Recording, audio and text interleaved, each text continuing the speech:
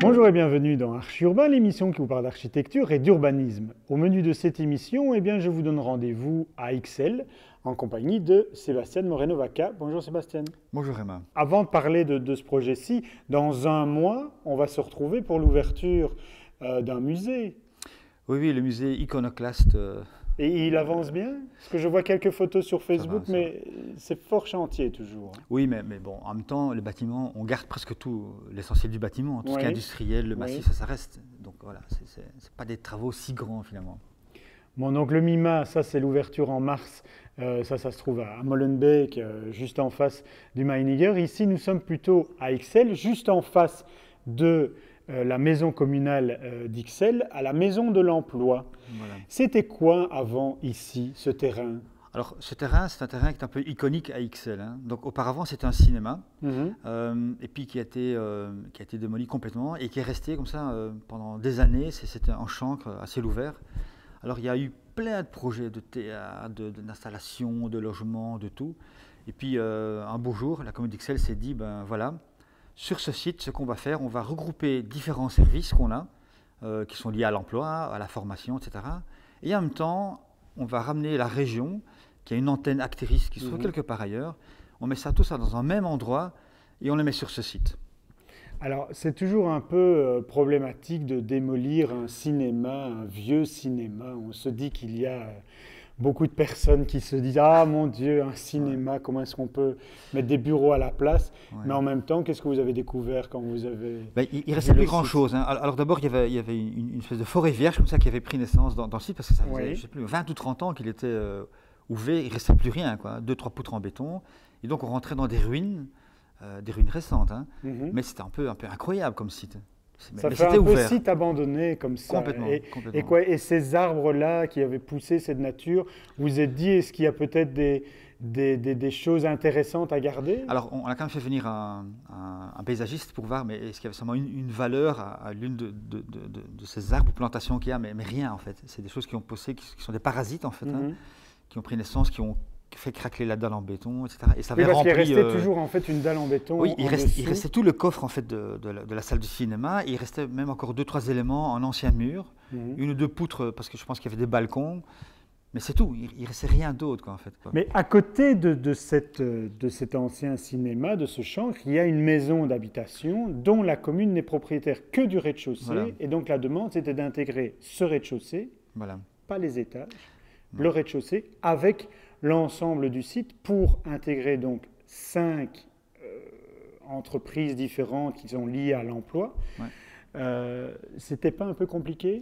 Alors, oui, alors comme toujours, on a ça toujours lorsqu'on fait les appels d'offres des concours, on demande toujours une certaine quantité de mètres carrés et quand on les met sur le plan, sur le site, on se rend compte, ça alors, ça déborde partout, on n'a pas assez de place. C'est toujours. En plus ici, comme tu viens de dire, on a ce bâtiment existant et on va rentrer dans le rez-de-chaussée, donc grosso modo, il faut le soulever, on va creuser, puis on remplit, puis voilà. Alors, du coup, il fallait trouver des astuces, comment remplir ce site sans qu'on ait l'impression non plus que ce soit… rempli, enfin bourré partout, et en même temps qu'on ait de la lumière naturelle, c'est quand même des gens qui vont travailler, qui ont passé leur journée ici. Alors on a trouvé 2-3 astuces en fait qui ont aidé à la composition. Hein. Est-ce qu'on aurait pu faire une tour? Alors, ça aurait pu être une solution, c'est de travailler en volume, de dire on va monter et on a quelque chose d'assez grand. Mais alors là, on déroge à tout, quoi. Donc on a des alignements à rue, donc on les a respectés, ce qui est un miracle.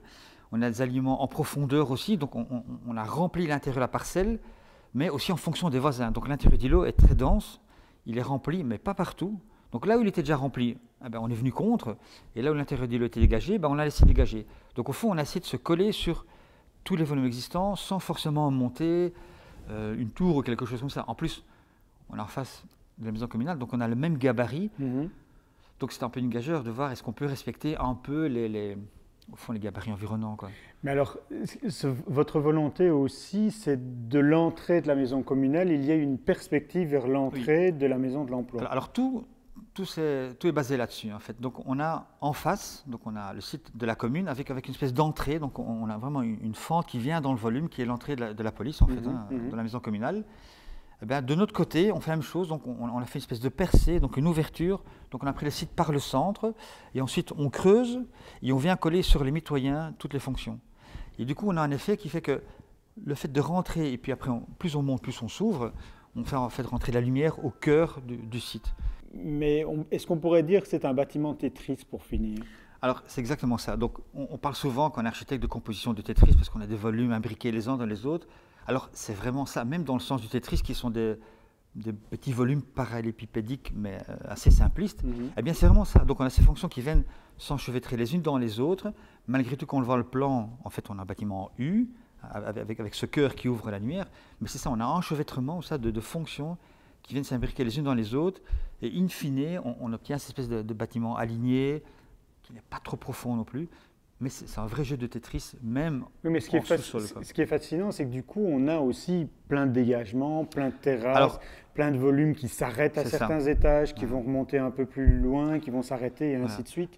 Donc une fois qu'on a commencé à agencer justement ces espèces de pièces du Tetris ou du puzzle, en 3D au fond, c'est que plus on monte, plus on prend moins de place dans le volume, et alors on s'écarte des voisins, et donc partout tu as des percées de lumière, des ouvertures, et donc on est nulle part à un moment donné, toujours enfermé, ou on peut toujours tourner autour du bâtiment. Donc.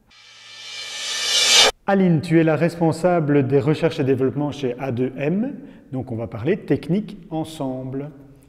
Voilà, donc effectivement, A2M, en 2015, a réorganisé un peu le bureau. Donc vu qu'on grandit, on a de plus en plus de collaborateurs.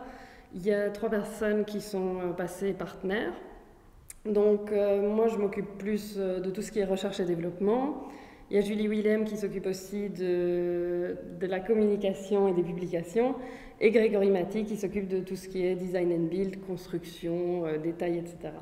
Donc l'objectif, ce n'est pas du tout de créer des cellules complètement séparées, mais plutôt d'avoir des pôles qui permettent d'aller plus loin dans tous ces sujets-là, qui sont des choses qu'on faisait déjà à la base, mais qu'on a envie de développer davantage. Mais donc A2M n'est plus simplement un bureau d'architecture, ça devient un formateur, un éditeur. Oui, quelqu'un qui va expliquer un peu et prêcher la bonne parole, mais comme vous le faisiez déjà précédemment. Voilà. Exactement, c'est vraiment des choses qu'on faisait déjà, mais qu'on développe et qu'on concrétise, qu'on formalise un petit peu plus. Mais on reste quand même avant tout un bureau d'architecture.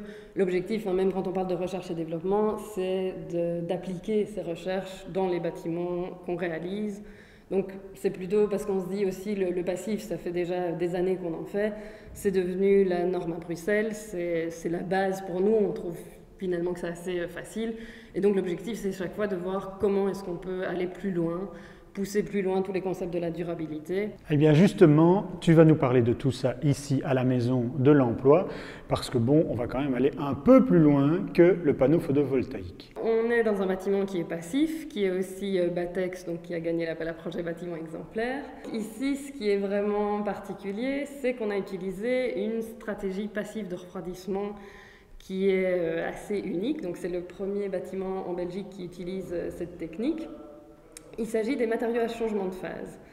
Donc, dans les faux plafonds, qui, comme tu peux voir, ressemblent à des faux plafonds assez classiques, c'est des plaques de plâtre perforées. D'accord. C'est juste qu'on a utilisé des plaques de plâtre qui ont une conductivité thermique un peu plus élevée, parce que juste au-dessus, on a posé ces matériaux à changement de phase. On verra un échantillon plus grand après. Oui. C'est de l'aluminium. Voilà, donc c'est de la paraffine, des microcapsules de paraffine qui sont enfermées dans ce film d'aluminium. Et donc le principe, donc la traduction finalement du changement de phase, c'est que justement cette paraffine va passer de l'état solide à l'état liquide dans certaines conditions. C'est-à-dire que quand la température de la pièce va augmenter, cette paraffine va se liquéfier en absorbant la chaleur. Donc ceci, ça se passe à partir de 18-19 degrés. Le pic de fusion se trouve à 22 degrés. Et ensuite, quand la température va diminuer dans la pièce, la chaleur qui a été stockée dans ce matériau va être restituée petit à petit dans l'ambiance. Mais quand la paraffine est liquide, alors qu'est-ce qui se passe? Ça coule? Non, heureusement, ça ne coule pas sur les occupants parce qu'on a ces tapes qui permettent de fermer le panneau. Donc évidemment, c'est des panneaux beaucoup plus grands en réalité qui font... Mais qui sont plus épais ou c'est aussi fin que ça? C'est aussi fin que ça. Ah oui. Donc avec cette épaisseur, c'est plus ou moins équivalent à l'inertie qu'apporterait 5 cm de béton. On va se déplacer un tout petit peu parce qu'on le voit sur cette fenêtre-là, mais il y en a partout dans les étages. Hein. Mais donc ça, c'est quoi? C'est quelque chose qui est oscillobattant et qui s'ouvre automatiquement la nuit pour rafraîchir le bâtiment. Donc dans toutes les façades qu'on va voir, il y a une trame. Donc à chaque fois, il y a une partie qui est ouvrante manuellement et un petit format qui, lui, s'ouvre mécaniquement la nuit quand on est en période de surchauffe. Ce qui permet d'obtenir un renouvellement d'air plus important dans le bâtiment et donc de refroidir ces fameux PCE. Il y a un peu plus de 60 mètres carrés de photovoltaïque sur la toiture tout en haut qui permettent quand même de compenser une partie aussi des consommations électriques. On a les toitures vertes, mais il y a aussi une récupération d'eau pluviale qui permet d'alimenter tous les sanitaires du bâtiment. Et on a aussi été attentif au choix des matériaux. Donc on a vu ici notamment le bardage bois en façade. Mais donc voilà, c'est un projet vraiment assez global où il y a beaucoup de points de durabilité qui ont été poussés assez loin. Est-ce que ces panneaux sont cancérigènes? Je ne pense pas. J'ai demandé aussi un éco-bilan de ce matériau et en tout cas, l'impact sur l'environnement au niveau émissions de CO2, etc. est assez faible. Et a priori, il n'y a rien, enfin, comme je dis, c'est de la paraffine, donc il n'y a rien de nocif pour la santé des occupants. Aline, on va en rester là pour cette émission. Je te remercie pour ces explications techniques. On se retrouvera bien évidemment pour d'autres projets de A2M. D'ici là, vous pouvez voir et revoir cette émission sur www.archiurbain.be. Merci beaucoup et à bientôt. Merci Emma. Au revoir.